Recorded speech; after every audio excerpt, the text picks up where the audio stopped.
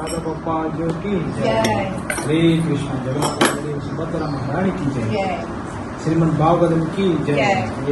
हरे कृष्ण அனைத்து பக்தர்களுக்கும் அடியுடைய பணிவான இனி தீபாவளி நல்வாழ்த்துக்கள். ஹரே கிருஷ்ணா அனைவருக்கும்.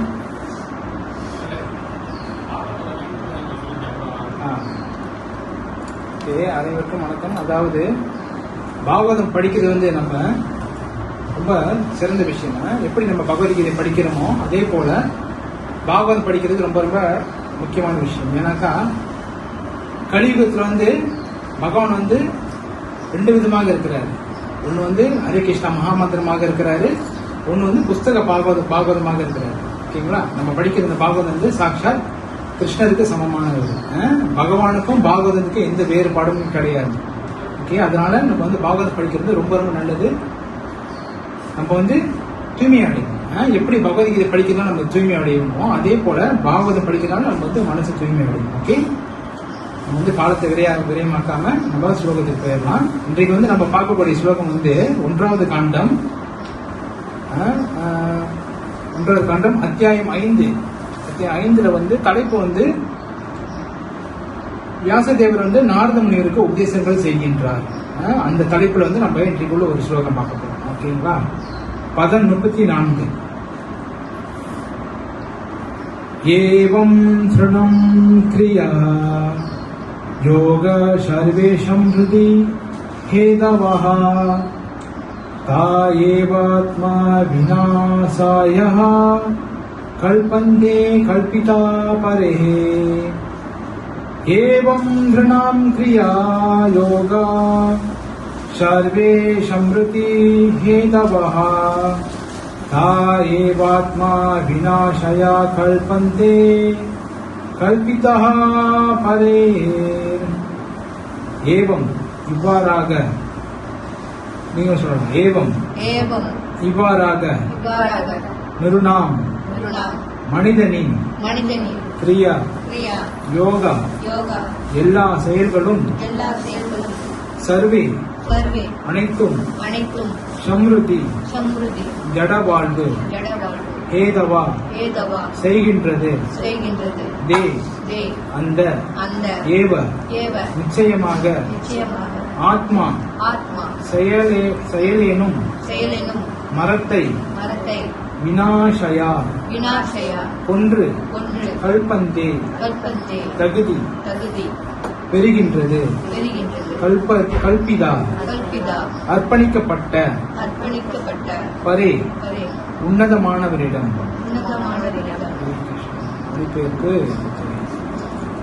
இவ்வாறாக ஒரு மனிதனின் எல்லா செயல்களும் பகவானின் தொண்டிற்காக அர்ப்பணிக்கப்படும் போது நிரந்தரமான பந்தத்தை விளைவித்த அதே செயல்களே செயல் எனும் மரத்தை அழித்து விடக்கூடியவையாக மாறுகின்றன. பொருளறி வந்து நம்ம படிச்சுட்டு நம்ம வந்து விளக்கலாம். ஏன்னாக்கா கோட்பாட்டில் வந்து சில பிரபுபாத நிறைய விஷயங்கள் கொடுத்திருப்பாரு. அப்ப நம்ம ஒண்ணு உங்களுக்கு விளக்குறேன். ஓகேங்களா? இந்த ஸ்லோகத்துல வந்து என்ன சொல்றாங்கன்னாக்கா மனிதனுடைய எல்லா செயலும் வந்து பகவானுக்கு அர்ப்பணிக்கணும். நம்ம செய்யற ஒவ்வொரு செயலும் வந்து பகவானுக்கு எப்படி அர்ப்பணிக்கணும் அப்படின்னு வந்து வியாசதேவர் வந்து நாரத முனிவருக்கு உபதேசிக்கிறாரு. அப்ப நம்ம செய்யக்கூடிய ஒவ்வொரு செயலும் வந்து எப்படி கிருஷ்ணரோட கனெக்ட் பண்றது நம்ம வந்து அது தெரிஞ்சுக்கணும். எனக்கா சாஸ்திரங்கள் கொடுக்கப்பட்டிருக்கு. கோட்பாட்டுல பாத்தீங்கன்னாக்கா சில பொறுப்பு அழகா விளக்குறாங்க. ஜீவராசியை முடிவில்லாத பந்தத்தில் ஆழ்த்தி கொண்டிருப்பதான பலன் கருதிய செயல்கள் கீதையில் ஓர் ஆலமரத்துடன் ஒப்பிடப்படுகிறது. நம்ம பகவத்கீதையில 14வது சாப்டர்ல நம்ம படிக்கலாம். இந்த பௌதிக உலகம் வந்து அதாவது மெட்டீரியல் உலகம், நம்ம வாழக்கூடிய இந்த உலகம் வந்து ஒரு மரத்துக்கு ஒப்பிடுறாங்க. ஏன்னாக்கா மரத்தை வந்து நம்ம தண்ணியிலேருந்து பார்க்கும் போது அது வந்து பாத்தீங்கன்னா தலைக்கீழ மாதிரி தெரியும், நிழல் மாதிரி தெரியும். அப்ப அந்த நிழலுக்கு தான் வந்து இந்த பௌதிக உலகத்தை ஒப்பிடுறாங்க.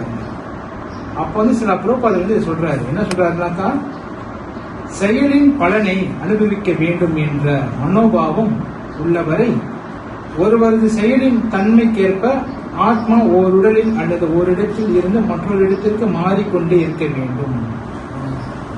அதாவது நம்ம வந்து ஒரு விஷயத்தை அனுபவிக்க நினைக்கிறோம் பாருங்க.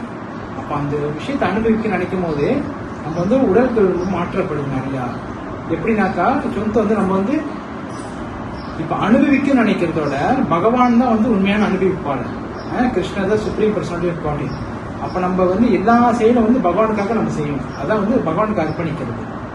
இப்ப நம்மளே அனுபவிக்கணும், இப்ப நம்ம சம்பாரிச்ச பணத்தை நானே அனுபவிக்கணும், பகவானுக்கு உண்மை கொடுக்காம அந்த மாதிரி நம்ம இருக்கக்கூடாது. அப்ப அந்த மாதிரி செஞ்சோம்னா நம்ம வந்து இங்கேயே வந்து மெட்டீரியல் வேர்ல்ட்லயே வந்து பல உயிர்கள் எடுத்து பல உடல்கள் எடுத்து நம்ம வந்து இங்கேயே இருப்போம்னு சொல்றாங்க. புரியுதுங்களா? அப்ப வந்து எதுவா இருந்தாலும் நம்ம வந்து கிருஷ்ணருக்கு அர்ப்பணிக்கணும். நம்ம செய்யக்கூடிய ஒவ்வொரு செயலும் வந்து கிருஷ்ணருக்கு அர்ப்பணிக்கணும்னு சொல்றாங்க. இன்பம் அனுபவிக்க வேண்டும் என்ற மனோபாவத்தை பகவானின் நோக்கத்திற்காக தொண்டு புரியும் விருப்பமாக மாற்றிக்கொள்ள முடியும். நம்ம வந்து இங்கேயே இன்பம் அனுபவிக்கணும் அப்படின்னு இருக்கக்கூடாது. ஏன்னாக்க இந்த உலகத்துல கஷ்டமும் இருக்கு, துன்பமும் இருக்கு, இன்பமும் இருக்கு. ஓகேங்களா? அப்ப வந்து எல்லாமே வந்து நம்ம பகவானுக்கு கொடுக்கணும். இன்பத்தை பகவானுக்கு கொடுக்கணும், துன்பத்தை எப்படி பகவானுக்கு கொடுக்கறது? எப்படி கொடுக்கறது? இப்ப வந்து இன்பம் வந்து இன்பமா இருந்தாலும் நம்ம வந்து பகவானுக்கு எல்லாமே செய்யணும். இப்ப துன்பமா இருந்தாலும் நம்ம எப்படி பகவானுக்கு அவருக்கு எப்படி கனெக்ட் பண்றது?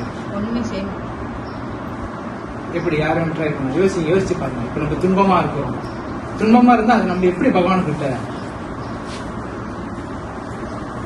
எப்படின்னாக்கா பிரார்த்தனை, புரியுதுங்களா? பிரேயர். நம்ம வந்து சந்தோஷமா இருந்தோம்னா நம்ம வந்து தலைக்கீழ ஆடணும். ரைட்டுங்களா? சந்தோஷமா இருக்கேன், ஜாலி ஜாலி பட்டாசுலாம் வெடிக்கிறாங்க, நம்ம தீபாவளி வந்துட்டோம், பட்டாசு துக்கமாயிருச்சுன்னா அதையும் நம்ம வந்து பகவான்கிட்ட பகிரணும். எப்படின்னாக்கா ஆச்சாரியர்கள் சொல்றாங்க, நம்ம வந்து பகவானிடம் பிரார்த்தனை செய்யணும். பிரார்த்தனைனா அவங்க வந்து பகவான்கிட்ட மன்றாடி, பகவானே இந்த மாதிரி எனக்கு நடந்துருச்சு, இந்த மாதிரியே நடந்துருச்சு சொல்லி எதுவாக இருந்தாலும் பகவான்கிட்ட முறையிடணும். அதுதான் வந்து சாஸ்திரம் குறிப்பிடுது பாருங்க. அப்ப நமக்குள்ளே போட்டுக்கிட்ட அந்த விஷயத்த முடங்கி போயிடக்கூடாது. புரியுதுங்களா? எதுவா இருந்தாலும் நல்லதோ தீயதோ கெட்டதோ நல்லதோ எதுவா இருந்தாலும் பகவான் கிட்ட சொல்லணும். ஏன்னாக்கா அவர் தான் நம்மளுடைய உற்ற நண்பன். புரியுதா? அப்படிங்களா? சுகுர்தன் சர்வபூத்தானம் ஞாத்தமும் சாந்தி ருச்சின்னு சொல்றாரு பகவத்கீதையில. அவர் தான் வந்து நம்மளோட உற்ற நண்பன். அவரு தான். இப்போ இங்க வந்து நம்மளுக்கு நிறைய நண்பர்கள் இருக்கலாம் நம்ம வாழ்க்கையில, ஸ்கூல்ல சரி, காலேஜ்ல, மற்ற காலேஜ்லாம் படிக்கிறீங்க, ஒன்றும் படிக்கிறீங்க, மற்ற வேலை செய்றீங்களா? ஓகே, வேலை இடத்துல எல்லா இடத்துல நமக்கு நிறைய கூட்டாளி இருக்கலாம். ஆனா அந்த கூட்டாளி யாருமே நம்மளுக்கு கூட வரமாட்டாங்க. கேட்டாளிங்களா? கடைசி வரைக்கும் வரமாட்டாங்க. அப்ப நம்ம கூட கடைசி வரைக்கும் வர்றது யாரு?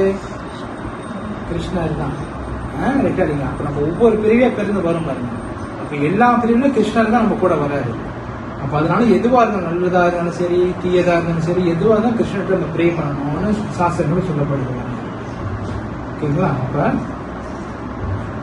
ஒருவரது செயல் கர்ம யோகமாக மாறிவிடுகிறது. அப்ப நம்ம செய்யக்கூடிய செயல் வந்து கர்ம யோகமாக மாறுது. கர்ம யோகம் என்ன அர்த்தம்னாக்கா பக்தி தொண்டு. கர்மனா செயல், யோகம்னா பக்தி தொண்டு. அதுதான் வந்து நம்ம எது பகவான் செய்யணுமோ அது வந்து கர்ம யோகமாக மாறுது, பகவானுக்கு பக்தி தொண்டாக மாறுதுன்னு சொல்றாங்க. இப்படி செய்வதால் ஒருவது செயல் ஒருவர் தனது இயற்கையான மனோபாவத்திற்கேற்ப செயல்களில் ஈடுபட்டு கொண்டிருக்கும் போதே அது அவரது ஆன்மீக பூர்ணத்துவத்தை அடையக்கூடிய வழியாக மாறிவிடுகிறது. இது ஆத்மா எனும் சொல் பலன் கருதும் செயல்களில் எல்லா பிரிவுகளையும் குறிப்பிடுவதாக உள்ளது. அதாவது புரோபாதர் என்ன சொல்றாங்கன்னாக்கா, இந்த வரியில ஒருவர் வந்து இயற்கையாகவே வந்து பகவானுக்கு அன்பு செலுத்தக்கூடியவராக மாறிடுவாங்க. எப்போ நம்ம எல்லா விஷயங்களும் பகவானுக்கு அர்ப்பணிக்கிறதுனால, நம்மளுடைய இன்பமா இருந்தாலும் சரி, துன்பமா இருந்தாலும் சரி, நம்மளுக்கு கிடைக்கிற பணமா இருந்தாலும் சரி, எல்லாமே நம்ம பகவானுக்கு அர்ப்பணிக்கும் போது நம்ம வந்து ஒரு பூர்ணத்துவம் அடைந்த ஆத்மாவாக மாறிடுவோம். பூர்ணத்துவம் அடைந்த ஆத்மாக்கள் என்ன அர்த்தம்னாக்கா, நம்ம வந்து ஃபுல்லி கிருஷ்ண கான்சியஸ்னஸா வந்துருவோம்னு அர்த்தம். ஓகேங்களா? அப்ப ஆரம்பத்துல நம்ம இயக்கத்துக்கு வரும்போது, இஸ்கானுக்கு வரும்போது நம்ம வந்து சில விட்டகுறை தொட்டகுறை இருக்கலாம், ஏற்றாடிங்களா, ஏற்றத்தாழ்வு இருக்கலாம். அதே நம்ம வந்து பகவானுக்கு டிவோஷன் சேவை செய்ய செய்ய, இந்த பக்தரோட பழகி நம்ம தொண்டு செய்யும் போது நம்ம வந்து டைரக்ட் கிருஷ்ணரோட கனெக்ட் பண்ணி நம்ம வந்து இன்னும் பியூரா ஆகிறதுக்கு வாய்ப்புகள் நிறைய இருக்குன்னு சில அப்புறம் சொல்றாங்க. அதாவது புனிதமான ஆத்மாவுக்கு மாறிடுவோம்னு சொல்றாங்க. அப்புறம் முடிவு என்னவெனில், பலன் கருதும் செயல்கள் மற்றும் பிற செயல்கள் ஆகியவற்றின் எல்லா பலன்களையும் பகவானின் தொண்டில் ஈடுபடுத்த வேண்டும்.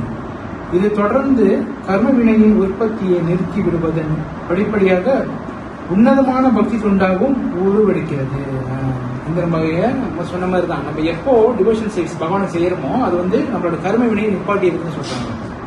புரியுதுங்களா? கர்ம வினைனா என்ன அர்த்தம்? கர்ம வினைனா என்ன அர்த்தம்? நம்மளுடைய கர்மங்கள். கர்ம வினைனா நம்ம வந்து முன்ன செஞ்ச செயல்கள், போன ஜென்மத்துல நம்ம என்னென்னமாலும் செஞ்சிருப்போம் பாருங்க.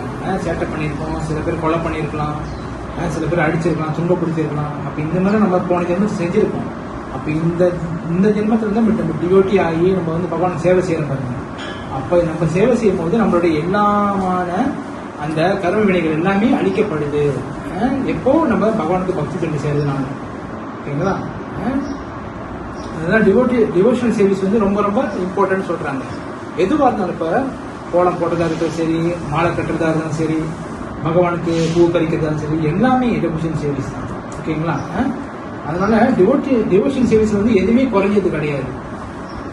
இப்போ பூஜாரி சேவை தான் உயர்ந்தது, சமைக்கிறது தான் ரொம்ப சிறந்தது, மாலை கட்டுறது தான் சிறந்தது கிடையாது. நீங்க கூட்டலாம், வீட்டு கோயிலுக்கு வந்து கூட்டலாம், அந்த ஓரத்தில் இருக்கிற குப்பை அள்ளலாம், எல்லாமே செய்யலாம். எல்லாமே டிவோஷன் சர்வீஸ் தான். ஏன்னாக்கா பகவானுடைய இடத்துக்கு வந்துட்டாலே அது வந்து வைகுண்டம். ரைட்டா இல்லைங்களா? அது வந்து கோலோக விருந்தாங்க. நீங்க சொல்லலாம், இல்லையே பிரபு, ஆன்மீக லோகத்துக்கு மேல இருக்கிறது தானே வைகுண்டம், கோலோக விருந்தாங்க. நம்ம இங்க தானே இருக்கோம், மனுஷால தானே இருக்கிறோம். அப்ப இது எப்படி வைகுண்டம் ஆகும், இது எப்படி கோலோக விருந்தாவனம் ஆகும்? கிடையாது. எனக்கா பகவான் எங்கெங்கெல்லாம் இருக்கிறாரோ அது எல்லாமே வைகுண்டம், துவாரகா, கோலோக விருந்தாவனம். புரியுதுங்களா? எனக்கா பகவான் வந்து சுப்ரீம் லா. அப்ப அவருடைய விஷயங்கள் எங்கெங்கெல்லாம் பேசப்படுதோ, எங்கெங்கெல்லாம் டிவோட்டிஸ் இருக்கிறாங்களோ அது எல்லாமே புனிதமான இடமாக மாறப்படுது. புரியுதுங்களா? அப்படிதான் நம்ம தெரிஞ்சுக்கணும். ஏன்னாக்கா பக்தி தொண்டர்கள் வந்து எல்லாமே சிறந்ததான ஒரு விஷயமாக கருதப்படுது பாருங்க. இப்ப படிப்படியாக உன்னதமான பக்தி தொண்டாக உருவெடுக்கிறது. இந்நிலை செயலெனும் ஆலமரத்தின் வேரை முழுமையாக துண்டித்துவிடும் என்பதோடு மட்டுமல்லாமல் செயலாற்றுபவரை பகவானின் தாமரை பாதங்களிலும் கொண்டு போய் சேர்த்துவிடும். இவ்வளவு அருமையா சொல்லியிருக்காரு. நம்ம எவ்வளவு டிவோஷனல் சேவை செய்யறோமோ நம்மளுடைய கர்ம வினயத்தோடைய அந்த ஆலமரத்தோட வேறு அறுத்துறது தான். முதல்ல நான் என்ன சொன்ன ஆரம்பத்துல, இந்த பௌதிகள் வந்து ஒரு மரத்துக்கு ஒப்பிடுறதுன்னு சொன்னேன். அதே போலதான் நம்ம எவ்வளவு டிவோஷன் சேவை செய்யறோமோ அந்த டிவோஷன் சர்வீஸ் வந்து நம்மளுடைய அந்த ஒப்பிட்டம் பாருங்க, அந்த ஆலமரம், அந்த ஆலமரத்தோட வேற அறுக்குது. ஆலமரம் என்ன அர்த்தம்? நம்மளோட பௌதிக நிலைமையை குறிக்குது.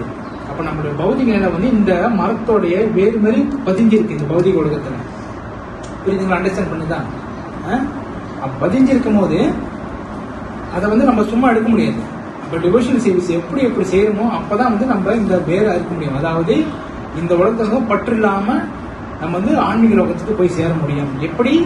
டிவோஷன் சர்வீஸ் செய்யறதுனால. புரியுதுங்களா?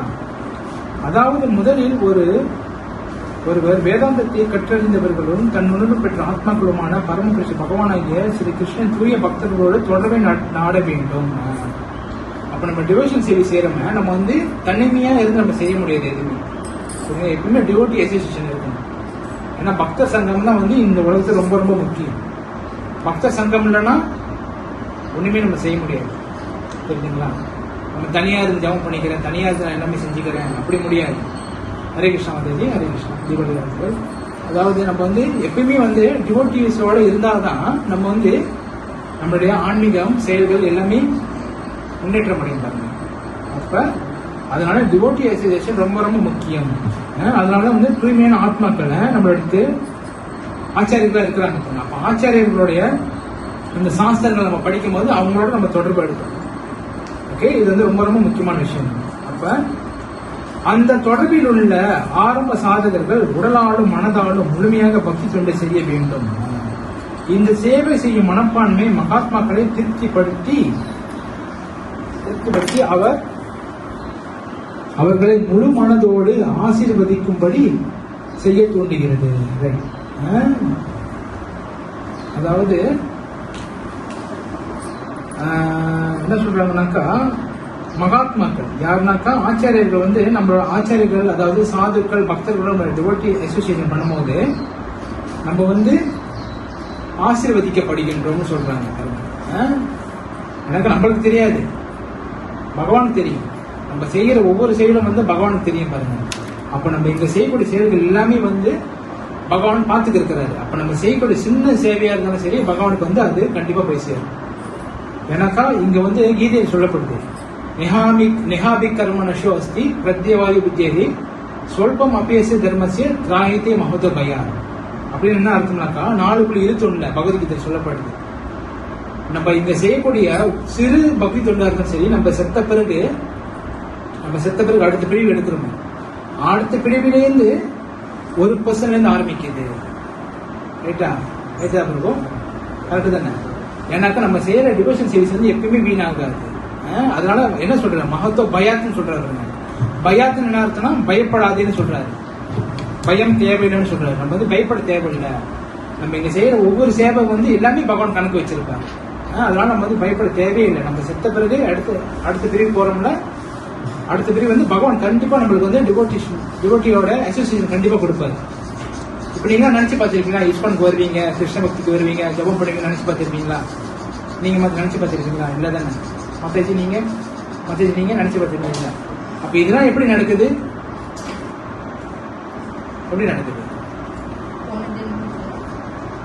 போன ஜென்மம். அது மட்டும் இல்லாம இயற்கை வந்து நம்மளுக்கு ஹெல்ப் பண்ணுவாங்க. இப்ப நானா பாத்தீங்கன்னா நானா சைவமா இருப்பானே நினைச்சு பார்த்ததே இல்லை. ரைட்டா இல்லைங்களா? அப்போ கண்டிப்பா ஒரு டிவோட்டி வந்து பகவான் அரேஞ்ச் பண்ணி அனுப்புறாரு பாருங்க. அரேஞ்ச் பண்ணி அனுப்பி பகவத்கீதை படிங்க, சாண்டிங் பண்ணுங்க, இஸ்கான் கோயிலுக்கு வாங்க, இப்படிதான் சொல்றாங்க பாருங்க. இந்த மாதிரி சொல்லும் போது அப்பதான் வந்து நம்மளுக்கு போன ஜென்மத்தினுடைய அந்த பக்தி வந்து எழுச்சி பெறுது பாருங்க, வேக்கப் பண்ணுது. ரைட்டா பிரபு? அது எப்படி ஒரு டிவோட்டிஸோட கருணையான. இப்ப நீங்களாம் இங்க வந்திருக்கீங்களா, எல்லாரும் வந்து ஒரு பக்தருடைய அந்த அந்த என்ன சொல்றது, அந்த தொடர்பால தான் அங்க வந்திருப்பீங்க. ரைட்டா இல்லைங்களா? ஒரு பக்தர் சொல்லிதான் வந்திருப்பீங்க. அதுதான் வந்து நம்மளுக்கு இயற்கை வந்து அரேஞ்ச் பண்ணுவாங்க. எப்படி இருந்தாலும் இந்த கிருஷ்ண பக்தி நமக்கு வந்து கண்டிப்பா வந்து சேரும். அது எங்க இருந்தாலும் இதை மாற்றவே முடியாது. இந்த கிருஷ்ண பக்தி செய்யாம நம்ம வந்து ஆன்மீக லோகம் போய் சேரவே முடியாது. நம்ம என்ன வேணா செய்யலாம், யோகா செய்யலாம், யாகங்கள் செய்யலாம், என்ன வேணா செய்யலாம். பட் டிவோஷனல் சேவை செஞ்சு பக்தி தொண்டு செஞ்சாதான் நம்ம வந்து ஈஸியா நம்ம போக முடியும். ஏன்னா மித்த மித்தங்கள்லாம் செய்யலாம், யாகங்கள் செய்யலாம், எல்லாமே செய்யலாம். ஆனா வந்து அதனால வந்து ரொம்ப லேட் ஆகும். அதெல்லாம் வந்து இந்த கலியுகத்துக்கு வந்து சாத்தியமாகாது. அப்ப இந்த கலியுகத்துல என்ன ஒரு விஷயம், பக்தி தொண்டு, டிவோஷனல் சர்வீஸ் மட்டும்தான். அப்ப அதுதான் வந்து ஆச்சாரியர் வந்து குறிப்பிடுறாங்க. அப்ப தொடர்ந்து பிரபுபாதர் என்ன சொல்றாருனாக்கா, இது படிப்படியாக பகவானின் உன்னத லீலைகளை கேட்பதிலும் உறுதியான பற்றாக வளர்ச்சி அடைகிறது. இவ்வாறு கேட்பதானது ஸ்தூல மற்றும் சூட்சும உடல்களின் உண்மையான நிலையையும் இவற்றிற்கு அப்பாலுள்ள தூய ஆத்மாவை பற்றிய அறிவு மற்றும் முழுமதர் கடவுளாகிய பரமாத்மாவுடனான அவனது நித்திய உறவு ஆகியவற்றை பற்றிய உண்மையான நிலைகளையும் அவன் அறிந்து கொள்ளுமாறு செய்கிறது. இது இந்த டிவோஷனல் சர்வீஸ். ஓகேங்களா? அழகா சொல்றாரு பாருங்க. நம்ம வந்து கேட்கறது மூலியமாக ஒரு ஹரிகதா கிருஷ்ணரை பத்தி நம்ம கேட்கறதுனால நம்மளுடைய ஸ்தூல மற்றும் சூட்சும உடல், ஸ்தூல உடல்னா நம்ம இருக்கிறோமே இப்ப இந்த பாடி தான் ஸ்தூல உடல், சூட்சும உடல்னா உள்ளுக்கு இருக்கிற மனம், புத்தி, அகங்காரம். அப்ப இந்த உடலும் வந்து பியூரிஃபை ஆகுது. எதனால? கிருஷ்ண பக்தி கேட்கறதுனால, கிருஷ்ணரை பத்தி கேட்கறதுனாலேயே. சுவா கதா கிருஷ்ண புண்ணிய சிரவண கீர்த்தனம் சொல்லுவாங்க. நம்ம வந்து எப்படி நம்ம பகவானோட விஷயங்கள் கேட்கிறோமோ நம்ம வந்து தூய்மையான ஒண்ணு சாஸ்திரங்கள் வளர்க்குறாங்க, அவ்வளவு அருமையாக வளர்க்குறாங்க. அதனால நம்ம வந்து கேட்கறது வந்து ரொம்ப ரொம்ப சால சிறந்த விஷயம்னு சாஸ்திரங்கள் குறிப்பிடுறாங்க. இது வந்து ஆத்மாவையும் உள்ளிருக்க ஆத்மாவையும் நம்ம உடலையும் தூய்மைப்படுத்துது. நித்தியமான உறவு நிச்சயப்படுத்தப்பட்ட பின் பகவானின் தூய பக்தி தொண்டில் படிப்படியாக வளர ஆரம்பித்து அருவ பிரம்மன் மற்றும் இதயவாசியான பரமாத்மா ஆகிய நிலைகளுக்கு அப்பால் சென்று பரமபுருஷ பகவானின் பரிபூர்ணமான அறிவாக அது மலர்கிறது. எஸ், இந்த டிவோஷனல் சர்வீஸ் நம்ம செய்யும் போது நம்ம வந்து பகவானை 3 விதமாக நம்ம உணர முடியும். அது என்னன்னு யாரும் சொல்ல முடியும்? இப்பதான் சொன்னேன். என்னன்னு 3 விதமா நம்ம டிவோஷனல் சர்வீஸ் செய்யும்போது நம்ம உணர முடியும். 3 விதமாக நம்ம உணரலாம். ஒண்ணு வந்து பகவானாக உணரலாம், ஒண்ணு வந்து பரமாத்மாவாக உணரலாம், ஒண்ணு வந்து ஜோதியாக உணரலாம். ஆனா டிவோட்டிஸ் வந்து இதை வந்து எப்பயுமே வந்து பரம புருஷ பகவானாக தான் எடுத்துக்கொள்வாங்க. ஏன்னாக்கா பக்தி தொண்டு வந்து இந்த ஜோதிக்கும் பரமாத்மாவுக்கும் அப்பாற்பட்ட நிலை, அந்த டிவோஷனல் சர்வீஸ். ஓகேங்களா? அப்ப வந்து பக்தர் வந்து 3 தன்மையாக உணர்ந்துக்கிறாங்கன்னு சொல்லப்படுது இந்த பக்தி தொண்டு செய்யறதுனால. பரமபுருஷ பகவானின் பரிபூர்ணமான அறிவாக அது மலர்கிறது. பகவத்கீதையில் குறிப்பிடப்படுவது போல் இத்தகைய புருஷோத்தம யோகத்தினால் ஒருவன் இப்பிரிவிலேயே பரிபூர்ணவனாக மாறப்பட்டு பகவானின் எல்லா நற்குணங்களையும் பெருமளவில் வெளிப்படுத்தப்படுகிறான். இதுவே தூய பக்தர்களின் தொடர்பினால் ஏற்படும் படிப்படியான முன்னேற்றம். புருஷோத்தம யோகம், அதாவது பகவானுடைய பக்தி தொண்டு சொல்றாங்க பாருங்க. அப்ப யார் ஒருத்தர் இந்த பக்தி தொண்டு ரொம்ப ஸ்ட்ரிக்ட்லி கடைபிடிக்கிறாங்களோ, கரெக்டா கடைபிடிச்சு வராங்களோ, அவங்க வந்து நற்குணங்கள் அடையிறாங்க சொல்றாங்க. நற்குணங்கள்னா நம்மளுக்கு நல்ல நல்ல குவாலிட்டிஸ், நல்ல நல்ல விஷயங்கள் நம்ம ஏற்படும் பாருங்க. நம்ம வந்து முன்ன வந்து யாரும் பேசுறது கேட்க மாட்டோம், எதிர்த்து பேசுவோம். ரைட்டாங்களா? அவங்க எதை சொன்னாலும் அப்போ ஓடாம வேலையை பேசுறோம் அப்படின்னு நம்ம சொல்லியிருக்கோம்.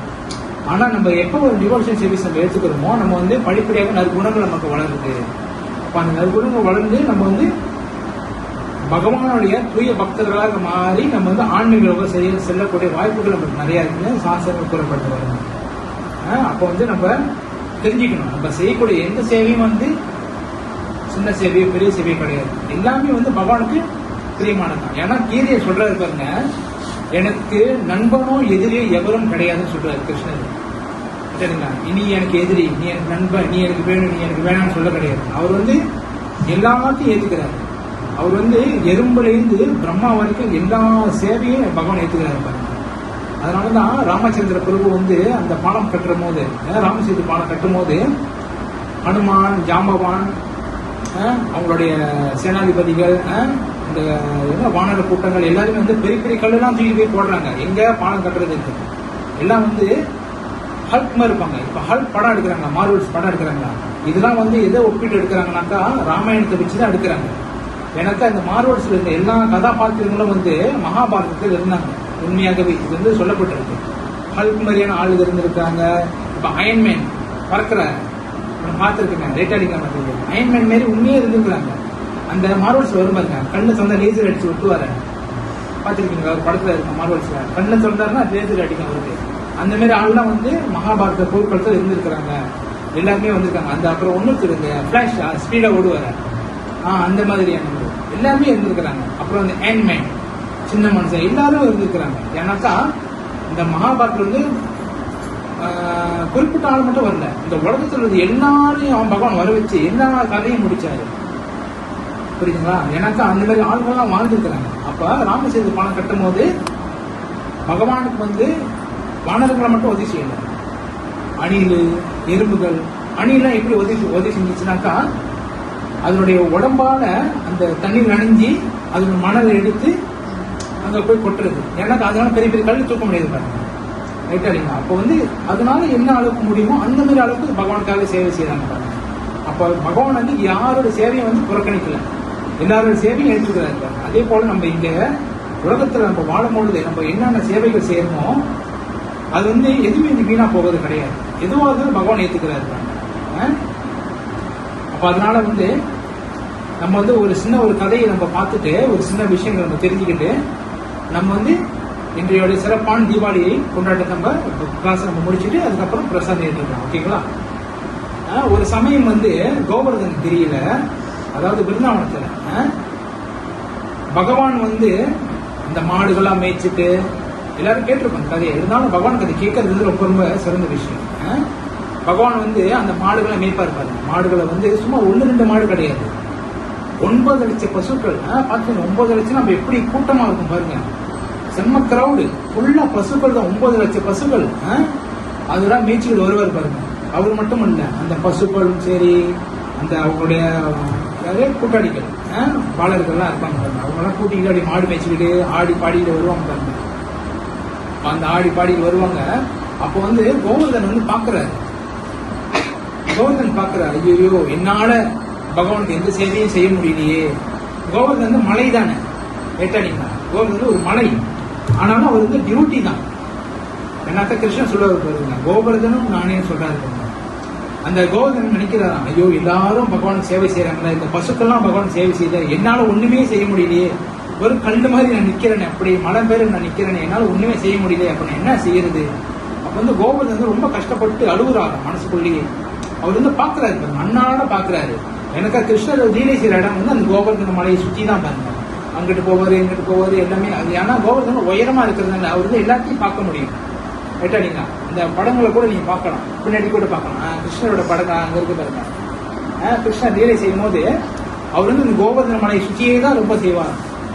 அப்போ வந்து கோவர்தன் வந்து ரொம்ப அழுகுறாரு மனசுக்குள்ளேயே, என்னால ஒரு சேவையும் பகவானுக்காக செய்ய முடியலையே, நான் எடுத்த பிறவி வந்து வீணாயிருமோ சொல்லிட்டு ரொம்ப கஷ்டப்பட்டு அழுகுறாங்க. அப்போ வந்து அவர் வந்து ஒன்றும் யோசிக்கிறார், ஆஹா நம்ம இப்படி செய்ய முடியும், எப்படி பகவான் வந்து வரும்போது நம்ம வந்து அவருக்கான பழங்களை வந்து நம்ம மரத்துல உற்பத்தி செய்யலாம், ரைட்டா இல்லைங்களா? அப்ப பசுக்கெல்லாம் சாப்பிடு பாருங்க. அப்போ வந்து பகவானும் அதை புரிஞ்சுக்கிறாரு பாருங்க. பகவான் புரிஞ்சுக்கிற என்ன செய்யறாரு, ஏன்னா பகவான் வந்து பரமாத்மாவா இருக்காரு பாருங்க எல்லாரோட மனதிலையும். அதே போல கோவர்தனுக்கு உள்ளேயும் பகவான் இருக்கிறாரு. அப்ப பகவான் வந்து அந்த கோவர்தனோட அந்த அதனுடைய ஃபீலிங்ஸ் எல்லாம் புரிஞ்சுக்கிட்டாரு பாருங்க. ஓ, கோவர்தன் எனக்கு சேவை செய்யறதுக்காக ஆசைப்படுறாரு, சரி நம்மளுக்கு அவரோட சேவையை நம்ம ஏற்றுக்கலாம் சொல்லிட்டு பகவானும் அரேஞ்ச் பண்ணி போறாரு. அந்த மாடுலாம் களைப்பா, அந்த அந்த மாடுலாம் மேய்ச்சிட்டு களைப்பாயி அவங்கலாம் போவாங்க பாருங்க. அப்ப கிருஷ்ணர் சொல்றாரு, நம்ம வந்து இன்னைக்கு இந்த வனத்துல நம்ம தங்க வேணாம், நம்ம வந்து இன்னைக்கு கோவர்தன் கிட்ட போவோம். கோவர்தன் கிட்ட போய் அங்க போய் நம்ம கோவர்தன் கிட்ட இருந்து அங்க நம்ம நம்ம நம்ம வந்து ரெஹட் எடுக்கலாம், ரெஸ்ட் எடுக்கலாம் அப்படின்னு சொல்லிட்டு எல்லா பசுகளும் கூட்டிட்டு போறாராம் பாருங்க. அவர் கூட்டிட்டு போகும்போது கோவர்தன் தெரிஞ்சிச்சு. கோவர்தன் பாக்குறாராம், என்ன பகவான் எப்பயுமே வந்து வேற இடத்துக்குள்ள போவாரு, இன்னைக்கு நீ எங்க கூட்டிட்டு வர்ற எல்லாத்தையும் அப்படின்னு சொல்லிட்டு கோவர்தன் பாக்குறாராம். ஓ சரி, நம்மளை தாண்டி தான் போறாரு போல அப்படின்னு நினைச்சுட்டு கோவர்தன் இங்கே இருக்கிறாராம். ஆனாக்கா கோவர்தன் வந்து அதுக்கு முன்னே வந்து நிறைய பழங்கள், நிறைய புல்லு பசுக்கெல்லாம் சாப்பிட்றதுக்காக நிறைய புல்லாம் ஏற்பாடு பண்ணி வச்சுட்டாரு நிறைய. ஏன்னாக்கா கோவர்தன் வந்து பகவான் தான், இருந்தாலும் அவர் டிவோட்டியா இருந்து பகவான் சேவை செய்ய இருப்பாருங்க. அப்போ வந்து அவர் எல்லாமே நிறைய பழங்கள்லாம் ஏற்பாடு பண்ணி வச்சிருக்காரு மரத்தால. அப்போ அவர் பாக்குறாரு எல்லா பசுக்களும் இங்க வருதுமா. அவர் பாக்குறாரு, என்ன எல்லா பசும் இங்கிட்டு நம்ம சைடு வராங்களே அவர் பாக்குறாரு. அப்ப வந்து பகவான் சொல்றாராம், சரி எல்லாரும் இன்னைக்கு வந்து கோவர்தன் கிட்ட எல்லாரும் புல்லு சாப்பிடுங்க, கோவர்தன் கிட்ட பழங்களை பறிச்சு சாப்பிடுங்க. இன்னைக்கு பாத்தீங்கன்னா கோவர்தன் வந்து நிறைய புல்லுன்னா நிறைய புதுசு புதுசா நல்லா முளைஞ்சிருக்கு, நல்லா பழங்கள்லாம் நல்லா காய்ச்சிருக்கு. அப்புறம் எல்லாரும் வந்து இந்த பழங்களை சாப்பிடுன்னு சொல்லிட்டு பசுக்கெல்லாம் அனுப்புறாரு. அப்ப இதை பார்த்து வந்து கோவர்தன் வந்து ரொம்ப சந்தோஷமாவதா இருக்காரு. ஆஹா பகவானே, உங்களை மாதிரியான கருணை வாய்ந்தவர் எங்கும் இல்லை, நான் மனசுல நினைச்சது உங்களுக்கு கேட்டிருக்கு அப்படி சொல்லிட்டு கோவர்தன் வந்து ரொம்ப சந்தோஷப்பட்டு அந்த பசுக்கள்லாம் அந்த புல்லெல்லாம் சாப்பிடுது பாருங்க. அதெல்லாம் பார்த்து அவர் பூரிச்சு போய் அழுகுறாரு கோவர்தன். ரைட்டா இல்லைங்களா? எனக்கு அவரால் ஒண்ணுமே செய்ய முடியாது பாருங்க, நகர முடியல, ஒண்ணும் செய்ய முடியல. ஆனா அவரால் செய்ய முடிஞ்சது என்னது, அந்த புல்லு உற்பத்தி ஆக்க முடிஞ்சது, அந்த பழங்கள் கொடுக்க முடிஞ்சது. அப்போ வந்து பகவான் வந்து பாக்குறாரு. பகவான் வந்து அங்க ஒரு கல்லில் படுத்துக்கிட்டு அந்த பசுக்கள்லாம் புற்களை சாப்பிடுறதுலாம் பாக்குறாரு பாருங்க. பார்த்து பகவானும் சந்தோஷம் அடைகிறாரு, கோவர்தனும் சந்தோஷம் அடைகிறாங்க, இருக்கிற கோப்பர்களும் சந்தோஷம் அடைகிறாங்க, எல்லாரும் சந்தோஷம் அடைகிறாங்க. அப்ப பகவான் ஒருத்தர் சந்தோஷம் அடைந்தாருனாக்கா இந்த உலகம் எல்லாமே சந்தோஷம் அடைஞ்சிடும். இதுதான் இந்த லீலையோட எடுத்துக்காட்டு. கேட்டாடிங்களா? என்னக்கா கிருஷ்ண கிறிஸ்தி ஜெகத் கிறிஸ்தின்னு சொல்லுவாங்க. கிருஷ்ண சந்தோஷம் அடைஞ்சாருனாக்கா இந்த ஜெகம், அதாவது உலகமே சந்தோஷம் அடைஞ்சிடும். அதனாலதான் பகவானுக்கு ஜெகநாதன் பேர் இருக்கு. கேட்டாடிங்களா? ஜெகநாதன் அர்த்தம் உலகத்தின் நாயகன். அதனாலதான் எப்ப வந்து பகவான் நம்ம திருப்திப்படுத்துறோமோ சின்ன சேவையால அது வந்து பகவானை வந்து பரிபூர்ணமான நிலைமைக்கு நம்ம கொண்டு வரும். ஏன்னாக்கா நம்ம பகவானுக்கு செய்யும் போது அது வந்து வீணாகாது. அதுதான் வந்து டிவோஷன் சர்வீஸோட முக்கியத்துவம். ஓகேங்களா? ஹரே கிருஷ்ணா. ஸ்ரீமத் பாகவதற்கு ஜெய். ஹரே கிருஷ்ணா. ஏதாவது கேள்விகள் இருந்தா கேட்கலாம். ஹரே கிருஷ்ணா. ஏதாவது கேள்விகள், சந்தேகங்கள்?